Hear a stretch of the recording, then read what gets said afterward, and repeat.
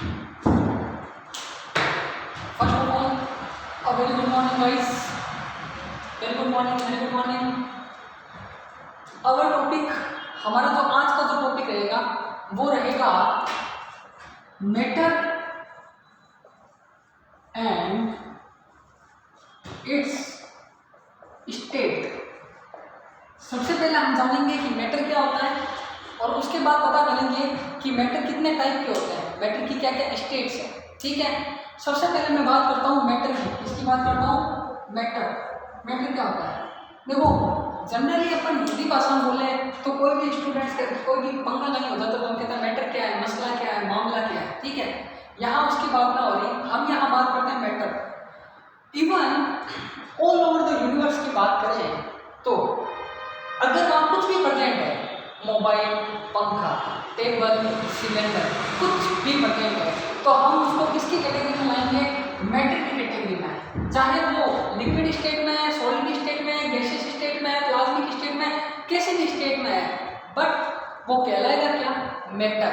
ठीक, सबसे पहले बात है मैटर की।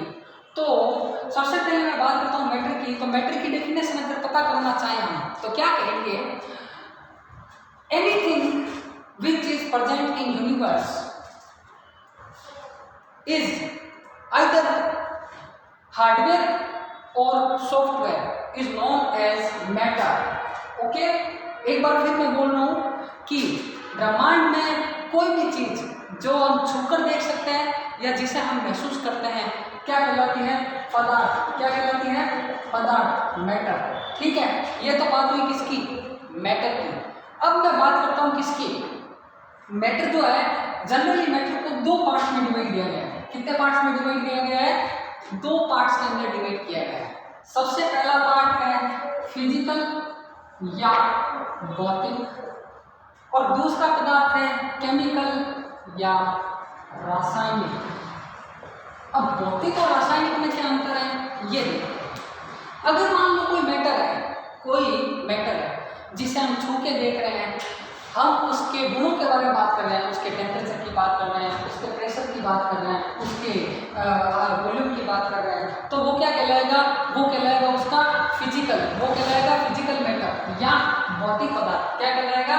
मतलब ऐसे पदार्थ जिसमें हम उसके सिर्फ भौतिक गुणों की बात कर रहे हैं। किसकी बात कर रहे हैं? भौतिक गुणों या फिजिकल प्रॉपर्टीज की बात कर रहे हैं, मात्र और मात्र इनकी बात कर रहे हैं, तो ये कहलाएंगे फिजिकल प्रॉपर्टी, फिजिकल या भौतिक पदार्थ। ठीक, on the other hand chemical किसको कहेंगे? अगर मान लो कोई पदार्थ है, वो पदार्थ है, उसके भौतिक गुण सब पता है, बट हमें ये पता करना है कि वो पदार्थ जो है उसका केमिकल कंपोजिशन क्या है, उसका रासायनिक संगठन क्या है। रासायनिक संगठन, केमिकल कॉम्पोजिशन। बात समझ में आ रही है? केमिकल कॉम्पोजिशन मतलब मान लो मैं बात करता हूँ वाटर की। किसकी बात करता हूँ? सपोज सिंपल से सिंपल वाटर मॉलिक्यूल की बात करता हूँ, तो इसका सिंपल सा नाम है H2O। तो मैं भौतिक की बात करूँ तो वाटर क्या होता है? पीने की चीज़ है, इसका टेम्परेचर क्या होता है? लिक्विड स्टेट में रहता है। ये तो इसकी भौतिक प्रॉपर्टी होती है, फिजिकल प्रॉपर्टी। केमिकल प्रॉपर्टी की बात करूँ तो ये देखो किससे मिलकर बन रहा है? हाइड्रोजन और ऑक्सीजन से। तो कहने का मतलब है मैं किसी पदार्थ की रासायनिक वे में बात करूँ, केमिकल वे में बात करूँ तो वो केमिकल मैटर हो गया, और मैं किसी की फिजिकल प्रॉपर्टीज की बात करूँ तो वो कैसा हो गया? फिजिकल मैटर हो गया। बात समझ में आ रही है कि नहीं? यहाँ तक किसी को डाउट है तो बताएं। आगे बढ़े, आगे देखते हैं।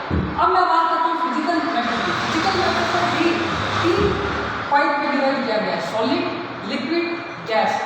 सॉलिड, ठोस, लिक्विड, द्रव, गैस को गैस ही बोलते हैं। ठीक है, इसको हम डिटेल में आगे बढ़ेंगे। अभी आपसे कितना ध्यान रखिए कि फिजिकल को तीन में बांटा गया है: सॉलिड, लिक्विड और गैस। इधर आते हैं केमिकल के अंदर।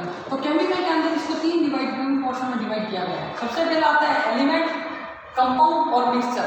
एलिमेंट बोलते हैं तत्वों को, कंपाउंड बोलते हैं यौगिक को और मिक्सचर बोलते हैं मिश्रण को। सबसे पहले बात करते हैं तत्व की। तत्व क्या होता है? किसी भी पदार्थ का प्राथमिक संयोजक, मतलब उसका सबसे फंडामेंटल बेस। जैसे वाटर की बात करूं तो हाइड्रोजन और ऑक्सीजन इसके एलिमेंट है। क्या है इसके? एलिमेंट, तत्व। फिर बात आती है यौगिक की। तो जब हाइड्रोजन और ऑक्सीजन मिलकर क्या बना रहे हैं? H2O, तो ये इसका क्या बन गया? यौगिक। मतलब मतलब यहाँ H2O तो क्या है, यौगिक, और हाइड्रोजन और ऑक्सीजन इसके क्या है, तत्व। बात करता हूँ मिश्रण की, तो दो या दो से ज्यादा यौगिक मिलकर क्या बनाते हैं, मिश्रण। क्या बनाते हैं, मिश्रण। जैसे चीनी और पानी, वाटर और शुगर, ठीक है। तो देखो तत्व मिलकर क्या बना रहा है, यौगिक, यौगिक मिलकर क्या बना रहा है, मिश्रण। बात समझ में आ रही है। Elements forming compound, compounds forming mixture. बात समझ में आई कि नहीं है, यहां तक कोई दिक्कत है तो बताइए। कोई दिक्कत नहीं है, बिल्कुल सब डाउट्स क्लियर है, सबको आगे बढ़ता है। अब मैं बात करता हूँ किसकी, एलिमेंट्स की। तो एलिमेंट्स को फिर आगे तीन पार्ट्स में डिवाइड कर दिया गया है। कितने पार्ट्स में, तीन पार्ट्स में। तत्वों को तीन भागों में बांट दिया गया है। पहला भाग है इसका मेटल, मेटल को बोलते हैं धातु। दूसरा पार्ट इसका नॉन मेटल, इसको बोलते हैं अधातु। और ये है मेटलॉइड, इसको बोलते हैं उपधातु। बारे में सुना है, नहीं सुना तो आज फिर सुन लीजिए। धातु, धातु क्या है, धातु वे पदार्थ हैं जिनकी एक पर्टिकुलर, एक अपनी शाइनिंग, एक अपनी चमक होती है, ठीक है। कोई भी धातु उठा लो, उसकी एक पर्टिकुलर चमक है। अगर किसी की कोई पर्टिकुलर चमक नहीं है तो वो धातु की श्रेणी में आएगा ही नहीं। इसलिए सबसे पहली और मस्ट कंडीशन जो है वो यही है कि इसकी एक चमक होती है। ये तो हो गई बात धातु की। ये विद्युत की सुचालक होती है, विचालक होती है, इलेक्ट्रॉन त्यागती है, लेती है, ये सब बात की बातें हैं। अभी इतना ध्यान रखो, इनकी एक चमक होती है। अधातु, धातु को छोड़कर जो भी पोर्शन है जो जिसकी एक विशेष चमक नहीं है, या उसमें इसके अंदर धातु का कोई भी गुण नहीं है। अधातु वर्ड इसका मतलब क्या है कि अ वर्ड लग गया, इसका मतलब धातु का इसमें कोई गुण नहीं है। धातु को छोड़कर जो भी पोर्शन वो सारा अधातु। बात करता हूँ उपधातु की। अधातु कौन है, सारी तरह की गैसें उपधातु है। प्लास्टिक ले लो, लकड़ी ले लो, जो भी ले लो, धातु को छोड़ के वो सब उपधातु है। मेटल की बात करता हूँ तो ये क्या थोड़ी कंफ्यूज है। ये टाइम आने पर तो किसकी तरह व्यवहार करती है, धातु की तरह, और वरना अधातु तो है।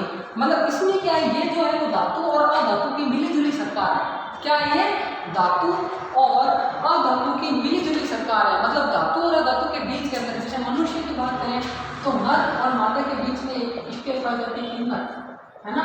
बस ठीक उसी तरीके से धातु और धातु के बीच की एक स्टेज है उपधातु। तो ये ना तो धातु में आते हैं और ना ही अधातु में। उपधातु कौन है, जर्मेनियम, सिलिकॉन, ये सब उपधातु है। बात समझ में आई कि नहीं, यहाँ तक कोई दिक्कत किसी को, कोई दिक्कत नहीं है। आगे बढ़ने से पहले ये थोड़ा सा बता दूं, होमोजीनस और हेटेरोजीनस क्या है। अब मिश्रण जो है, मिश्रण को भी दो भागों में बांटा गया है, समांगी होमोजीनस, विषमांगी हेटेरोजीनस। बात समझ में आ रही है, समांगी और विषमांगी।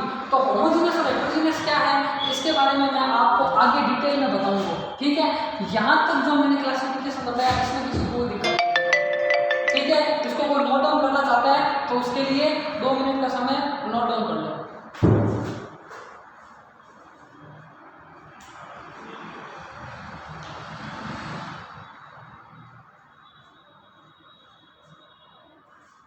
ठीक है, उम्मीद करता हूँ नोट डाउन कर लिया होगा। इसको मिटा रहा हूँ।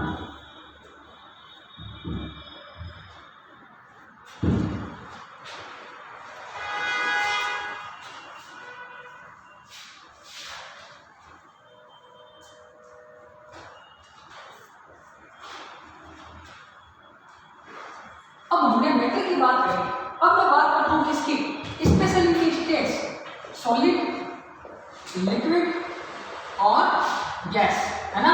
इन तीन की बात करता हूँ। सॉलिड क्या है, लिक्विड क्या है, तो इसको क्या है, एक टेबल के फॉर्म में लिख रहा हूँ। उम्मीद करता हूँ आप ही ऐसे लिखें।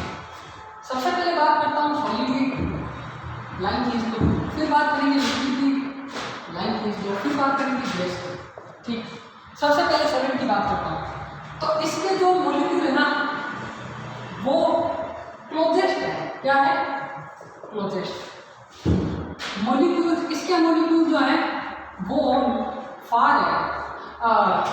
इसके मॉलिक्यूल क्या है, दूर दूर है। क्या है, दूर दूर। किसके मुकाबले, सॉलिड के मुकाबले। बट गैस के मुकाबले पास पास है, पास पास। और इसके जो मॉलिक्यूल है वो सबसे दूर दूर है।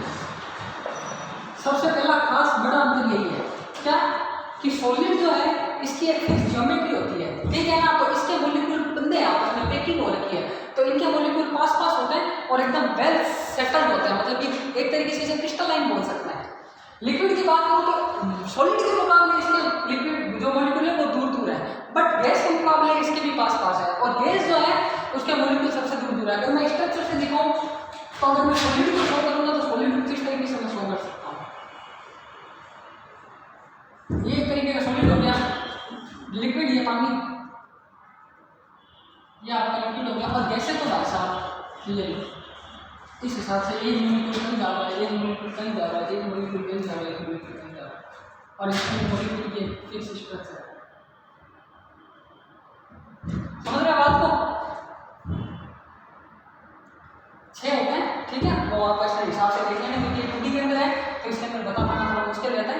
3D के अंदर जब आप डब्बा लेते हैं एक तो सॉलिड, तो इसके अंदर आपको बिल्कुल पता चलेगा। जैसे मैं इसकी बात करती है तो इसके अंदर मैं मॉलिक्यूल रखना चाहूँ तो 1 2 3 4 प्रॉपर एकदम एक एडजस्ट, ये सॉलिड का परफेक्ट एग्जांपल।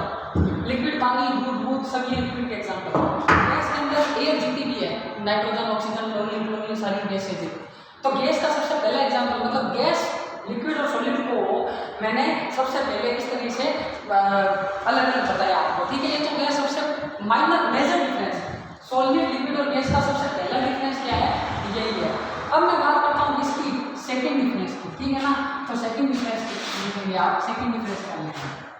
सेकंड डिफरेंस में आप लिखेंगे कि इनके मॉलिक्यूल जो है ना, इसकी ज्योमेट्री है ना, ज्योमेट्री फिक्स, वॉल्यूम फिक्स, ज्यामिति में निश्चित है, आयतन में निश्चित है। इसकी ज्योमेट्री नॉट फिक्स और वॉल्यूम फिक्स। इन भाई साहब के तो डब्बे बोल है, ज्योमेट्री नॉट फिक्स और वॉल्यूम नॉट फिक्स। बात समझ में आ रही है कि नहीं आ रही है? बात समझ में आई? सॉलिड के अंदर तो देखो दो चीजें लिए, दो geometry volume, geometry volume, geometry volume. तो ज्योमेट्री इसमें फिक्स है, वॉल्यूम भी इसका फिक्स है। मतलब अब मान लो मैं ये उठा रहा हूँ तो आधे घंटे बाद ये किधर थोड़े जाएगा, ऐसे ही रहेगा, है ना। तो ये ज्योमेट्री भी फिक्स है, वॉल्यूम भी फिक्स है। लिक्विड की बात करूँ तो दूध है, तो दूध की ज्योमेट्री कभी भी फिक्स नहीं है, बट हाँ ये है कि वॉल्यूम उसका फिक्स है। 1 लीटर दूध आपने रखा ना तो वो 2 घंटे बाद भी 1 लीटर ही रहेगा। समझ में आई बात? गैस की बात करता हूँ, ज्योमेट्री फिक्स नहीं है, वॉल्यूम भी फिक्स नहीं है। क्यों? आपने एक लीटर गैस ली सपोज, है ना, पर उसको आप खुले में छोड़ दो तो आपको क्या पता वो 1 लीटर थी, 2 लीटर थी, या तो वो उड़ जाएगी या वो कहीं बिखर जाएगी। तो ना तो उसका ज्योमेट्री फिक्स है, ना ही उसका क्या है वॉल्यूम फिक्स। मतलब आप गैस को आप किसी कंटेनर के अंदर ऐसे पैक कर सकते हो, ये बड़ी बात है, बट आप ये जरूरी नहीं है कि आप ये नहीं कर सकते कि भाई ये इसी जगह रहना चाहिए ना। गैस को आप खुला छोड़ो, लिक्विड को आप खुला छोड़ोगे तो हम उड़ जाएगा क्या? नहीं उड़ेगा। तो इसका मतलब उसका वॉल्यूम फिक्स है। इसको आप गैस वॉल्यूम को खुला छोड़ोगे उड़ जाएगा। सेकंड पैरामीटर, इसमें किसी को कोई दिक्कत है क्या? कोई दिक्कत नहीं, आगे बढ़ते हैं। लास्ट एंड फाइनल पैरामीटर देख लेते हैं।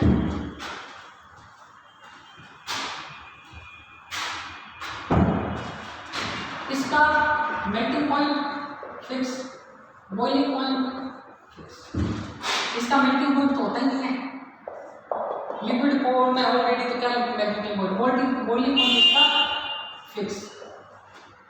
इसका ना तो मेल्टिंग पॉइंट फिक्स है, ना तो इसका कोई मेल्टिंग पॉइंट होता है, ना ही इसका कोई बॉइलिंग पॉइंट होता है।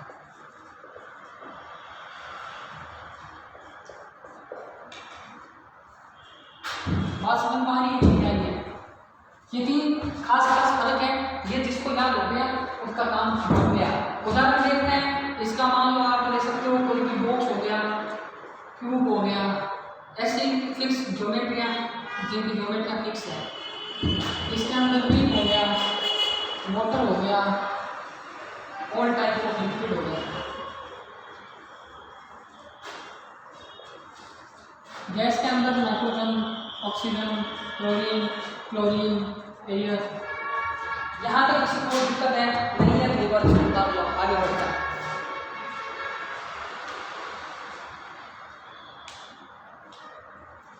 उतार दिया, उम्मीद करता हूँ ये भी उतार दिया। अब मैं बात करता हूँ किसकी? अब मैं बात करूँगा मिक्सचर की। पीछे हमने सब पढ़ा, मिक्सचर को डिटेल में नहीं पढ़ा, तो अब मैं बात करेंगे किसकी? मिक्सचर, हेडिंग डालो मिक्सचर। मिक्सचर क्या है? ध्यान से पढ़ोगे, 2 बार पढ़ोगे, याद होगा नहीं तो जाएगा कहाँ। 2 टाइप का मिक्सचर है, होमोजेनस, हेटेरोजेनस। इसको बोलते हैं मिश्रण, इसको बोलते हैं समांगी, इसको बोलेंगे विषमांगी। ये क्या सीन है देखो। सबसे पहले मिश्रण तो सबको पता ही है, लिख लो 2 या 2 से अधिक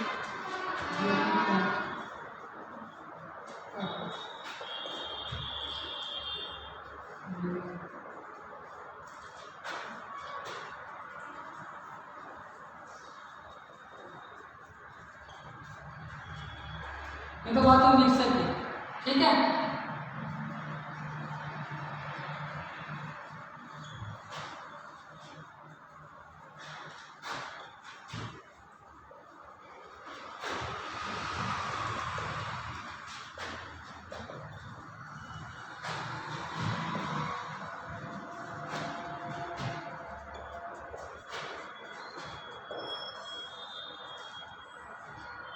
When mixture is formed, when 2 or more than जब 2 या 2 से अधिक यौगिकों का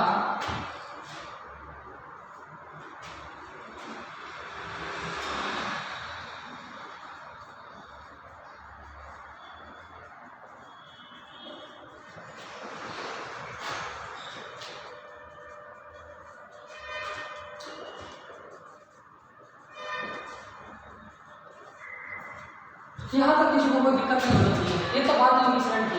जब 2 या 2 से अधिक यौगिकों को आपस में मिलाते हैं तो इसे क्या कहते हैं? मिश्रण।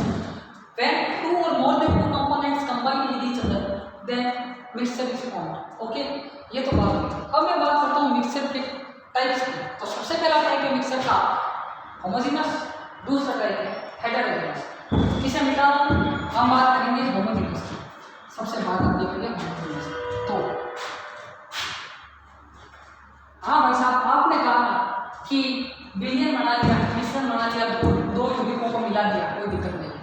बट कोई मिक्सचर समांगी कब कहलाता है? होमोजेनस कब कहलाता है? जब 2 या 2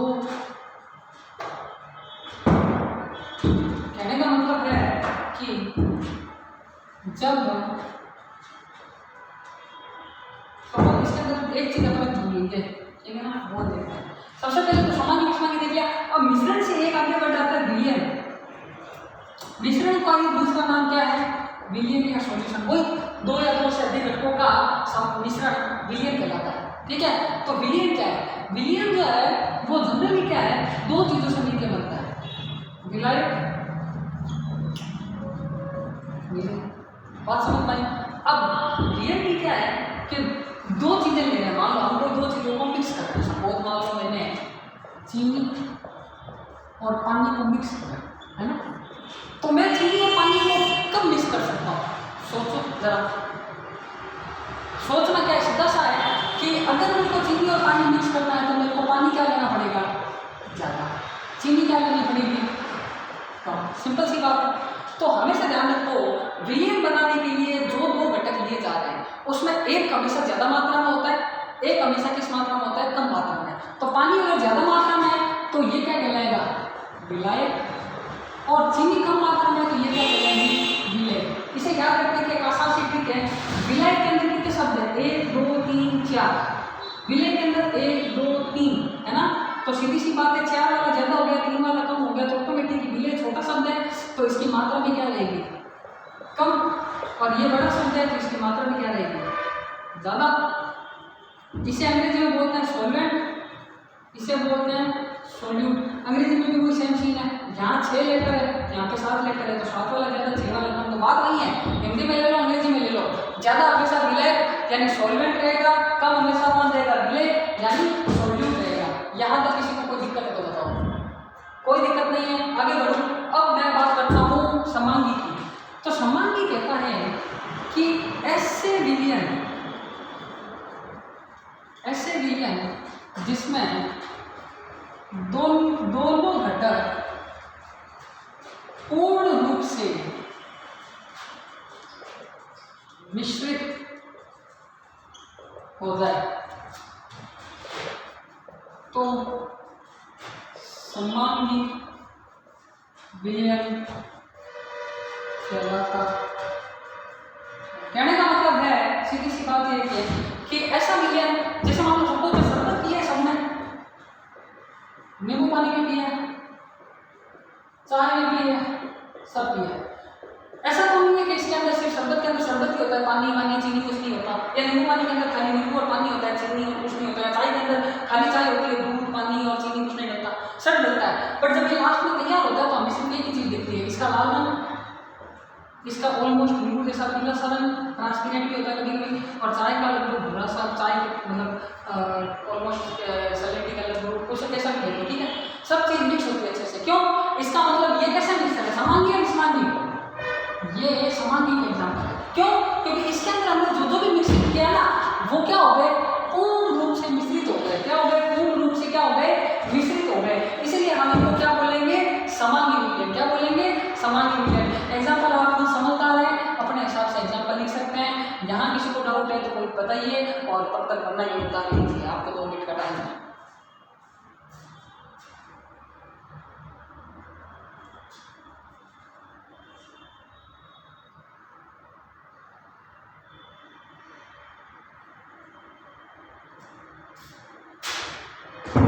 उम्मीद करता हूँ बता लिया होगा, मिटा रहा हूँ इसको।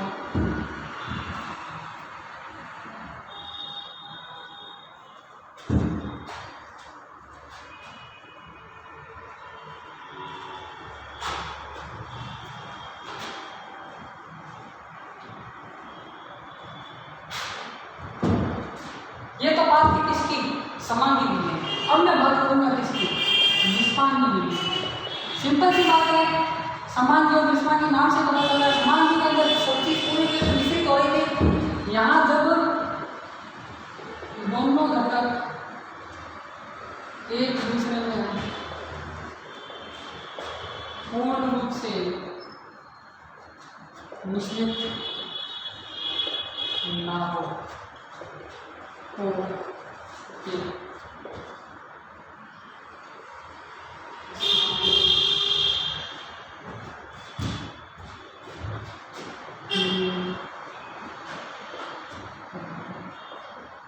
सीधी सी बात है, मैं सोच रहा हूँ कि मिट्टी और पानी वापस मिक्स कर देता हूँ, नहीं होंगे, कभी नहीं होंगे। तेल पानी को मिक्स कर लेता हूँ, नहीं होंगे, कभी नहीं होंगे। ऐसे जितने भी एग्जाम्पल है जिसमें वो एक दूसरे में कभी मिक्स नहीं होंगे। नींबू और दूध का कोई मेल नहीं है, तेल और पानी का कोई मेल नहीं है, मिट्टी और पानी का कोई मेल नहीं है, इवन घी और तेल का भी कोई मेल नहीं है। बात समझ में आ रही है? ठीक, तो ये हो गए विषमांगी के एग्जाम्पल। मतलब समांगी के अंदर तो ऐसे एग्जाम्पल लेने थे जहां दोनों मिक्सर मिक्स हो रहे थे अच्छे से, यहाँ वैसे एग्जाम्पल लेने हैं जो मिक्स ना हो रहे हैं। अब मुझे बताओ, समांगी और विषमांगी में किसी को कोई दिक्कत है क्या? यहाँ तक कोई दिक्कत नहीं है, कोई दिक्कत नहीं है। एग्जाम्पल लिख लो इसके।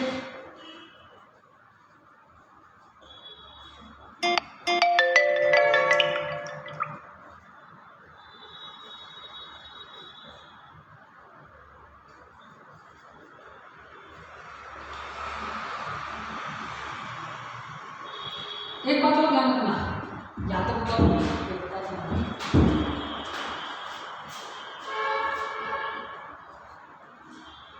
यहाँ तक बता दिया।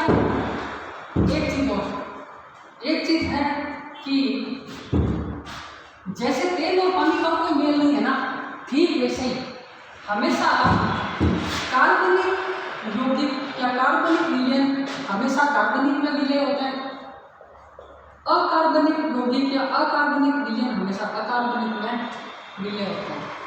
सुना होगा, ध्रुवीय यौगिक ध्रुवीय में, पोलर पोलर में, और नॉन पोलर में। कहने का मतलब है ध्रुवीय और अकार्बनिक एक चीज है और ध्रुवीय और कार्बनिक एक चीज है। तो हमेशा ध्यान रखना कार्बन से रिलेटेड कंपाउंड सिर्फ कार्बन में कंबाइन हो सकते हैं। हाइड्रोजन वाले मतलब जिसमें कार्बन नहीं है वहां विलय नहीं हो सकते, या हाइड्रोजन मतलब कार्बन को छोड़ के जो कंपाउंड है वो सिर्फ कार्बन, कहने का मतलब शादी जो होती है वो अपनी कास्ट में होती है ना, या अदर कास्ट में होती है नहीं होती, धर्मानुसार तो यही कहता है ना। इसी तरीके से कार्बनिक जो है वो कार्बनिक में विलय होता है, अकार्बनिक अकार्बनिक में विलय होता है। तो ये भी एक तरह का एग्जाम्पल है, मतलब मैं मान लो कार्बनिक और अकार्बनिक एग्जाम्पल लिख रहा हूँ, कार्बनिक प्लस अकार्बनिक, तो ये भी एक तरीके से किसका एग्जाम्पल हो गया, विस्मांगी का। किसका एग्जाम्पल हो गया, विस्मांगी का। इसी के साथ आपका ये मैटर एंड इट्स स्टेट ये ऑलमोस्ट आपका क्या होता है, कंप्लीट होता है। ठीक है, थैंक यू।